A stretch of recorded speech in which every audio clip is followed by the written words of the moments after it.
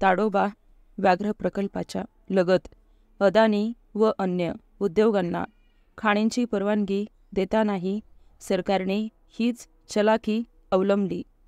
आज घडीला पश्चिम घाटा इतकेच महत्त्वाचे जंगल गडचिरोलीत आहे, तरीही केवळ खनिजे आणि या क्षेत्राला संवेदनशील दर्जा देण्यात आला नाही। कोकणासंदर्भातला निकाल सरकारची ही लबाडी उघड करणारा आहे। त्यातला दुसरा मुद्दा घोषित संवेदनशील क्षेत्राच्या रचनेत बदल करण्याच्या, ते कमी जास्त करण्याच्या सरकारच्या अधिकारासंदर्भात आहे।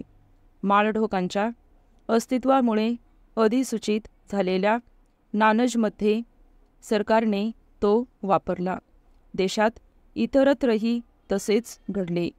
हे प्रकार थांबायला हवेत।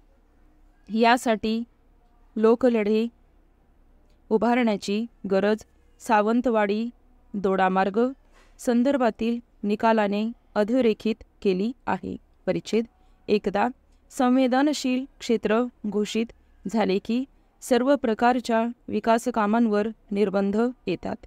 ही सार्वत्रिक समजूत हा यातला तिसरा व कळीचा मुद्दा।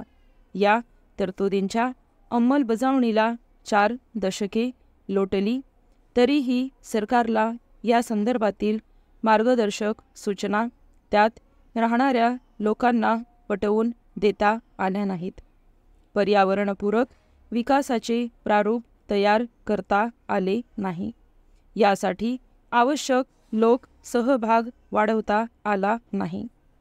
परिणामी असे क्षेत्र म्हणजे बंधनाचा जाच अशीच लोकांची समजूत होत गेली व त्यातून नियमभंगाच्या घटनांमध्ये वाढ होत गेली।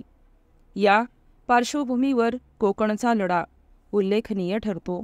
विकास अथवा प्रगतीसाठी खाणकाम हवेच, खनिजांचे उत्खननही हवे, मात्र जंगलाखाली दडलेली खनिजे कशी बाहेर काढायची, त्यासाठी कोणती पद्धत वापरायची, ती वापरताना पर्यावरणाचा नाश होणार नाही, यासाठी कोणते तंत्रज्ञान वापरायचे, विकसित देशांनी या संदर्भात कोणते प्रयोग केले आहेत, यापैकी एकाही प्रश्नाचे उत्तर शोधण्याचा प्रयत्न सरकारने कधी केला नाही। परिच्छेद जागतिक पातळीवर नाचक्की होऊ नये म्हणून पर्यावरण रक्षणाचे कायदे करायचे व उद्योगस्नेही धोरण राबवताना त्यांनाच फाटा द्यायचा, असेच प्रत्येक सरकारचे धोरण राहिले।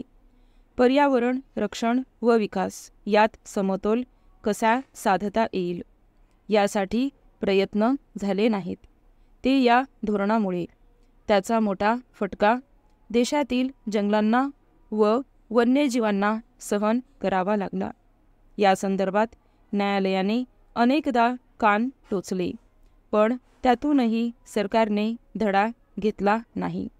या पार्श्वभूमीवर कोकणवासियांनी दिलेला दीर्घ लढा आश्वासक ठरतो।